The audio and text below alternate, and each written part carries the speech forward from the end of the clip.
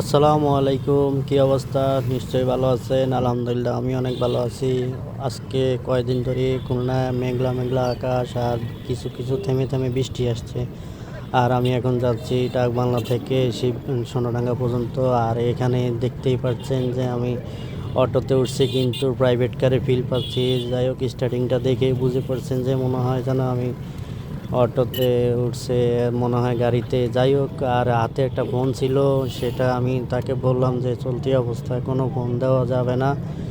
আর আপনি ফোন চাপাচাপি করা নিষিদ্ধ, কেননা গাড়ি চলাচলের অবস্থায় আপনি ফোন করলে এটা একটা বিপজ্জনক ঘটে আসবে। আপনি ফোনটা রেখে দিন। তারপরে উনি আমার কথা না শুনেও অনেক সময় চালাতে লাগলো। আর এদিকে আমি এখন চলে আসছি শিববাড়ি মোড়ে। দেখতেই পাচ্ছেন এখানে এই যে সেই মোড়টা, আর এখানে আসলেই মনে পড়ে যে সেই 5ই আগস্টের যেই আন্দোলন।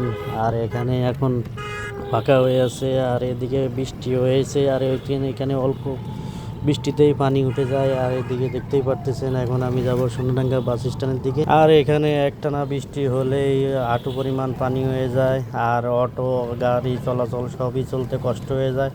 আর এখন একটু ভিজা ভিজা অবস্থায় এই যে রাস্তার অবস্থাও খারাপ হয়ে যায়, ভাঙাচুরা হয়ে যায়। আর এখন এই জায়গাতে আসছি, বড় বড় শপিং মল এই সাইডেই আছে।